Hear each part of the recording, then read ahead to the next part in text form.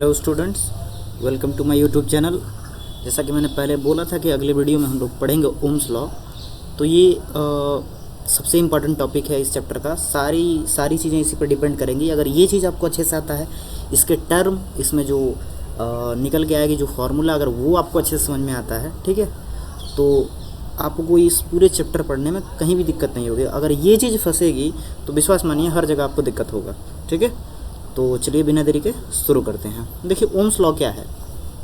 जैसे हम लोग करंट की बात करते हैं ना, करंट, इलेक्ट्रिक करंट, ऑब्वियस है ना, इलेक्ट्रिसिटी पढ़ रहे हैं तो इलेक्ट्रिक करंट की ही बात होगी।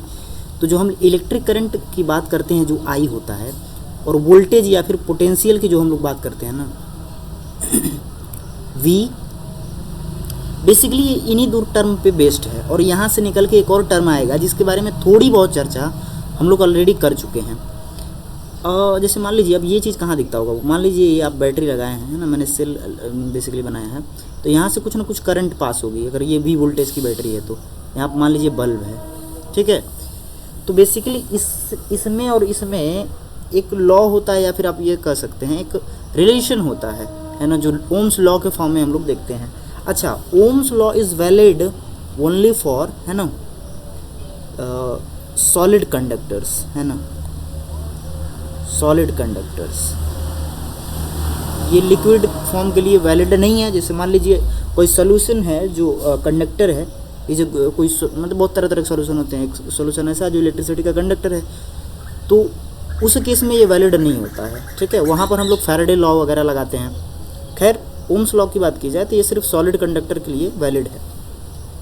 और कंडीशन क्या है इस पर कि किसी भी जो कंडक्टर है, सॉलिड कंडक्टर है, उसकी फिजिकल स्टेट कांस्टेंट होनी चाहिए। ये दो चीज़ें बोलता है ये, है ना।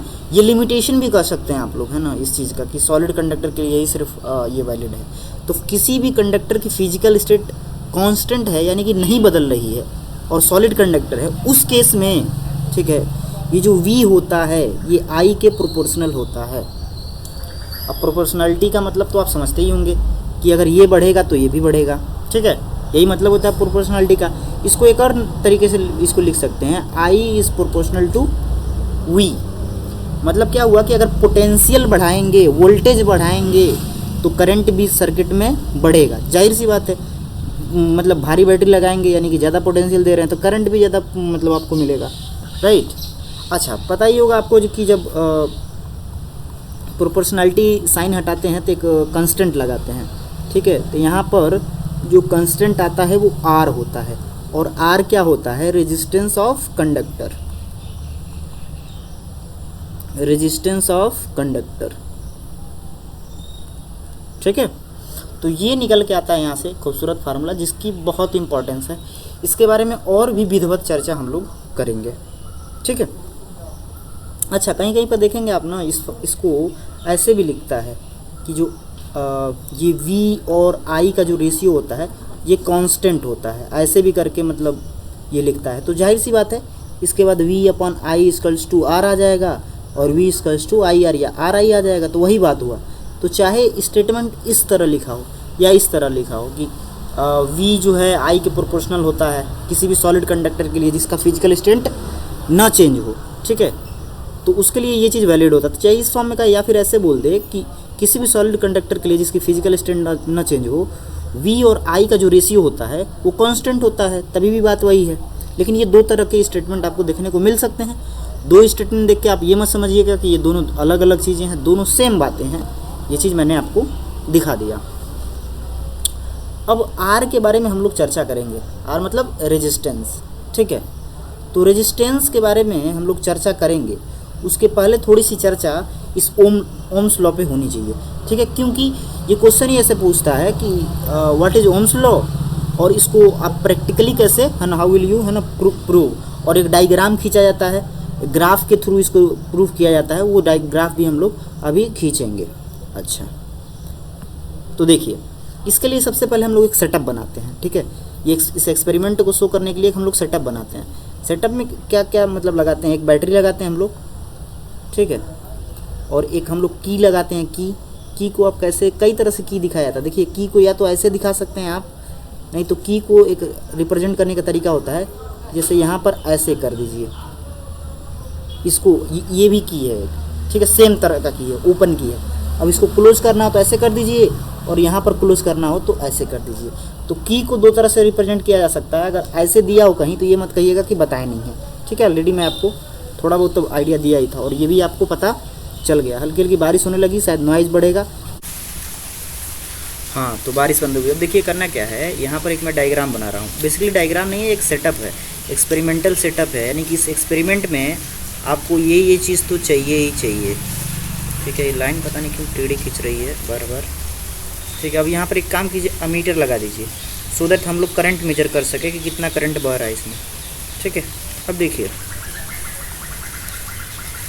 यहाँ पर लगाएंगे एक रेजिस्टेंस, ठीक है। वैल्यू पता होगी इसकी, एक्सपेरिमेंट कर रहे हैं, जाहिर सी बात है, वेरीफाई करना है इसको, है ना। और भी सारी चीज़ें आप चाहें तो यहाँ पर जोड़ सकते हैं, लेकिन है ना कोई फ़र्क नहीं पड़ेगा इतना ही काफ़ी है। अब देखिए यहाँ से आप वोल्टेज लगाइएगा, यानी कि बैटरी लगाइएगा, तो यहाँ से करंट बहेगा, बिल्कुल बहेगा। अब करना क्या हम लोग को, बेसिकली वी को चेंज करना है बार बार। वी को चेंज करेंगे आई चेंज होगा। क्यों आई चेंज होगा, क्योंकि V is directly proportional to I, ठीक है। और इसके बाद हम लोग ट्राई करेंगे क्या वी अपॉन आई का जो रेशियो है ये कांस्टेंट आ रहा है या नहीं, ठीक है। कांस्टेंट आ रहा है यानी कि ओम्स लॉ वैलिड है, ठीक है। कैसे प्रूव करेंगे, कैसे करेंगे, मान लीजिए एक हम लोग चार्ट खींच रहे हैं, ठीक है। चार्ट या फिर कह लीजिए ग्राफ खींच रहे हैं। चार्ट इसके जस्ट नीचे चाहें तो आप इसका खींच सकते हैं। एक ग्राफ खींच रहे हैं, इस पर मान लीजिए, इस पर यहाँ हमने आई को रिप्रेजेंट किया इस एक्सिस पे, इस एक्सिस पे वी को, यानी कि पोटेंशियल को। अब करेंगे क्या, मान लीजिए शुरू में सम वैल्यू ले लीजिए वी का, फिर आई कुछ ना कुछ आएगा वहाँ मार्क कर दीजिए, फिर ऐसे ही वी की वैल्यू बढ़ाइए, तो देखेंगे कि आप फिर आई की वैल्यू बढ़ जाएगी, और कहीं जब इन दोनों जहाँ पे इंटरसेक्ट कर रहा होगा वही वैल्यू होगी। ऐसे ही वी और आई की वैल्यू चेंज करते जाइए। वी की वैल्यू चेंज करेंगे, अपने आप आई की वैल्यू चेंज हो जाएगी, और होगी कि आप जब देखेंगे कि एक डॉटेड लाइन बन गई है। अब इस डॉटेड लाइन को मिलाएंगे ना तो एक स्ट्रेट लाइन मिलेगा, ये स्ट्रेट लाइन मिलेगा। और स्ट्रेट लाइन का जो स्लोप होता है आपको पता होगा, नहीं पता होता मैं बता दे रहा हूँ, कांस्टेंट होता है। क्या होता है, कांस्टेंट होता है। और यही कांस्टेंट की जो वैल्यू होती है, अच्छा स्लोप निकालते कैसे हैं, y अपॉन एक्स है, वाई एक्सेस अपॉन एक्स कर देंगे, यानी कि v अपॉन आई, ठीक है। और ये v अपॉन आई क्या है, ये कांस्टेंट आ रहा है, यही तो r है, यानी कि ओम्स लॉ प्रूव हो गया, ठीक है।